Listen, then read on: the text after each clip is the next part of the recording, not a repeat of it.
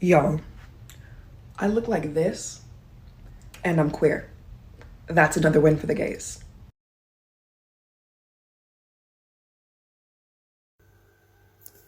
Wait a second. I've seen this somewhere else. But has the concept of women having choices gone too far? We've assembled this diverse panel of white men in bow ties to talk about abortion. Gentlemen? Tom, this is not just a woman's issue. I'm a man, but if I got pregnant, would I put my life on hold for a child I didn't want? Yes, I would. And I can say that with confidence because I will never have to make that decision, so I'm unbiased.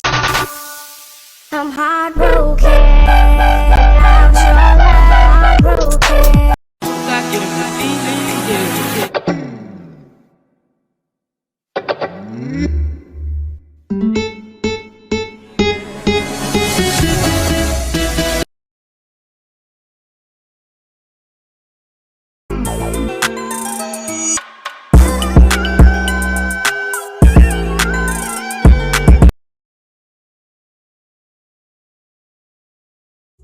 But she's so nice, but she's so nice, but she's so nice. Yeah, treat her like a bitch. Why do most white allies fail on your anti-racism journey? There are two main reasons. Number one is that you view anti-racism as a diet, not a lifestyle. You see it as something that you do 2 or 3 times a year when you need to feel better about yourself or as a response to some tragic event that's happened in the media. Number two, you have no accountability. You don't have accountability partners. You're not a part of a community to hold you accountable. And so your anti-racism journey is based on your emotions, which are constantly changing every single day. So your desire for comfort creates a commitment to complacency, and it's time for you to do better.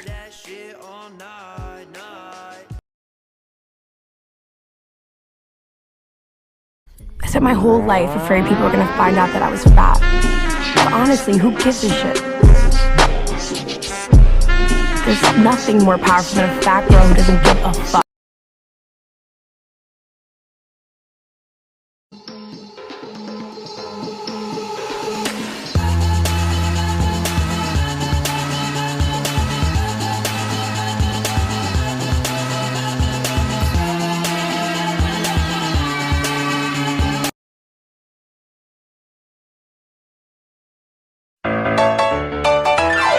Making up a song about Coraline. She's a peach, she's a doll, she's a pal of mine. Get dressed with me.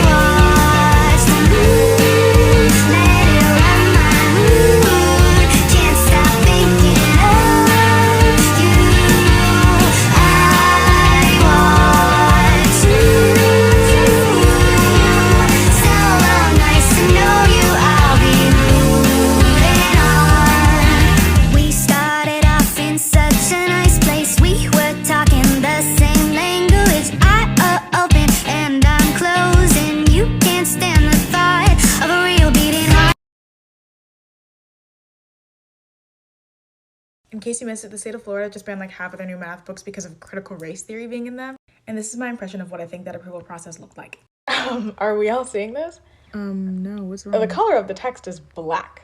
Most books actually have black text. Maybe in Obama's America, but not here. Pass.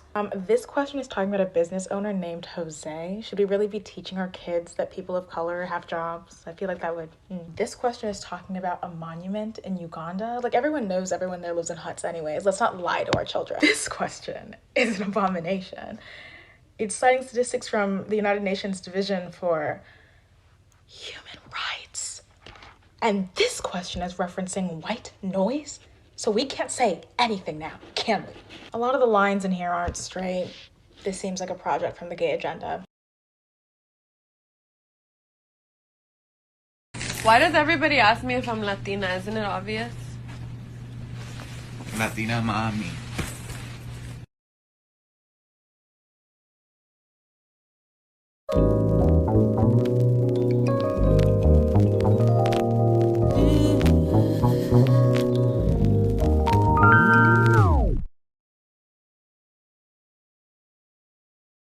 Stop scrolling. If you care about ableism, this post is for you.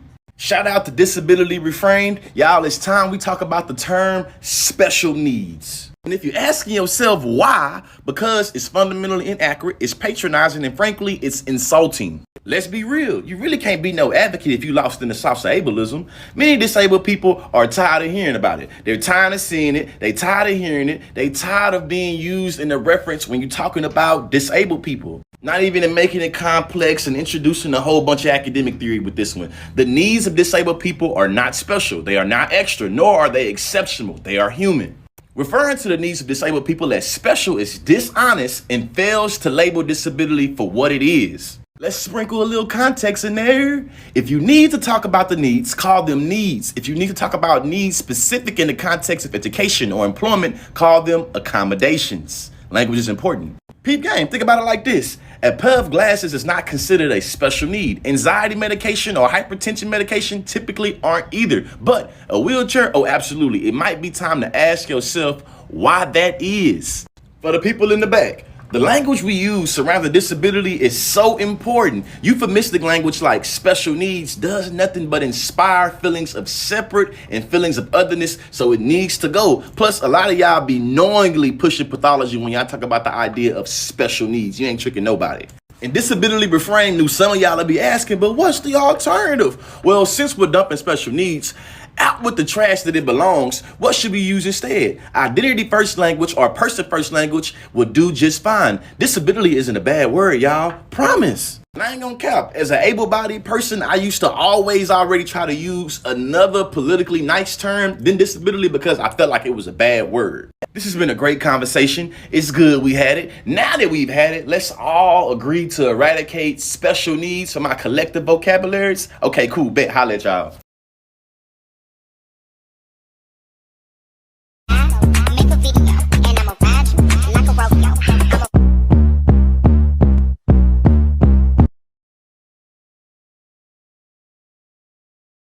When Asian people are prosperous, they are celebrated as model minorities. When black people are prosperous, one of two things is going to happen. We're either going to get stripped of our blackness, which is why Carlton exists as a character, or we get bombed into oblivion, which is what happened in Tulsa. I'm doing this little mini-series on internalized anti-blackness because I want to talk about my experience as a black person, not as a minority or as having a marginalized identity. It's about my blackness.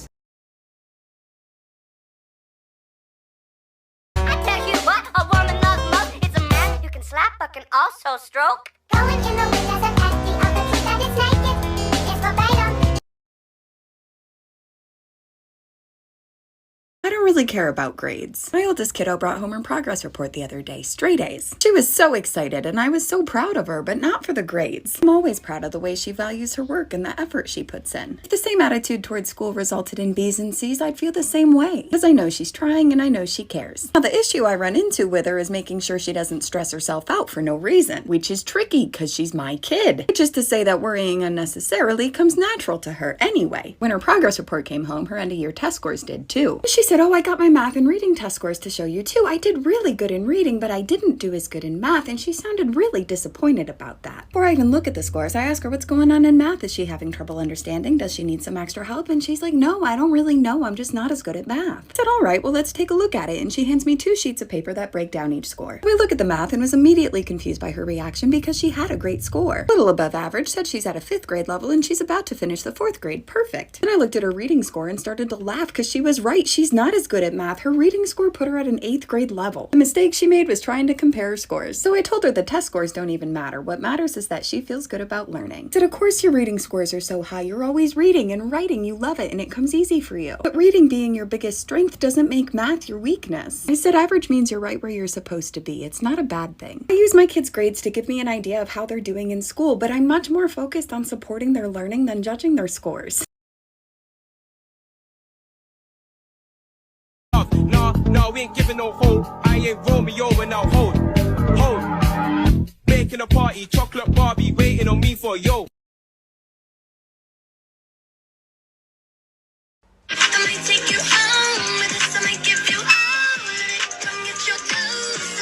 Upon all the shit I have to go through from the black community, I will never trust these people and these women, these queer people.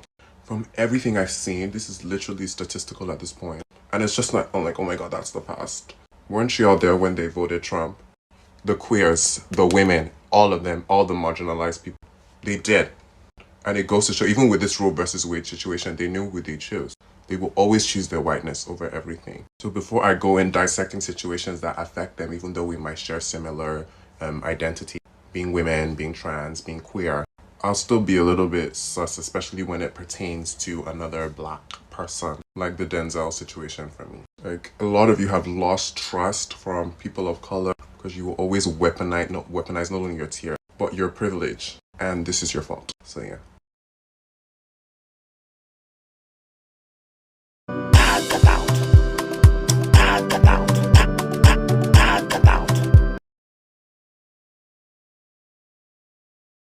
An Afro-Indigenous snack you should try. I'm a finesser, a slick talker, and a bitch snatcher. After I smoke this wood, you finna hit this blade after. I gutted that bitch from the inside out.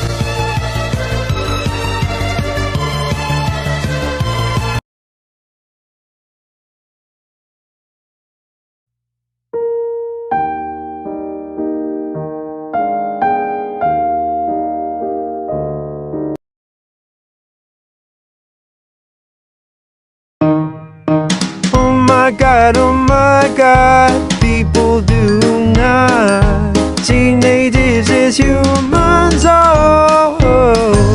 Colonization is the problem. Please interact, for not a bigot, so I can stop getting so many comments like this. Slide in, I slide out. Yeah, hello. He killed that hoe. Yeah. You're charged with high treason, Tank. Are you guilty or not guilty? Guilty? But don't you know you might have killed her? Tinkerbell? D'amour de tous les jours, et ça me fait quelque chose. Il est autre. If you consider yourself to be an ally, accomplice, soldier, anything of the sort to Black people and people of color, I want you to hear this. Falk was going on about how he believed in giving blacks the right to go to school, giving them the right to vote, giving them the right to go into anything they qualified for. And then he said he experienced an epiphany. I was sitting out on a wagon tongue with this old black man and was telling him what a different kind of white man I was. I remember him looking at me very sadly and kind of sweetly and condescending and said, you know, you still got the disease, honey. I know you think you're cured, but you're not cured. You can't give me the right to be a human being. I'm born with that right. Now, you can keep me from having that. If you've got all the policemen and all the jobs on your side, you can deprive me of it. But you can't give it to me, because I was born with it just like you was. My God, it had a profound effect on me. I was furious with him. But the more I reflected on it, the more profoundly it affected me. And I realized this was where it really was.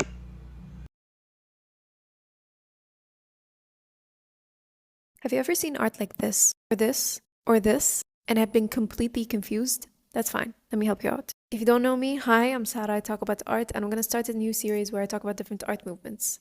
So let's talk about Dada, or Dadaism. If I ask you to think of good art, you may think of something like this. But what exactly constitutes good art? And who gets to decide if art is good? In fact, who gets to decide if something is art at all? In 1917, Marcel Duchamp submitted an upside-down urinal to an exhibition that claimed that they won't reject any piece of art. And even though the piece wasn't rejected, it wasn't placed in the show area either. They didn't really consider it art. If something isn't deemed art, or isn't deemed good art, it's considered worthless.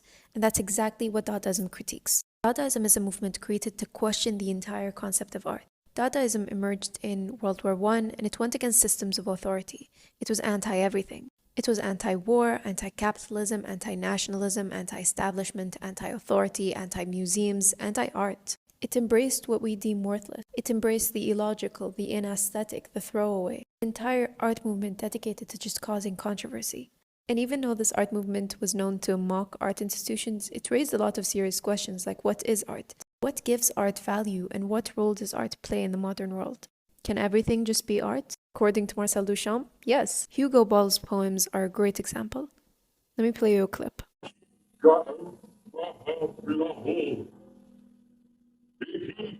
Let me show you a reference that you probably know. Spider-Man Homecoming opening scene. Just focus on the music.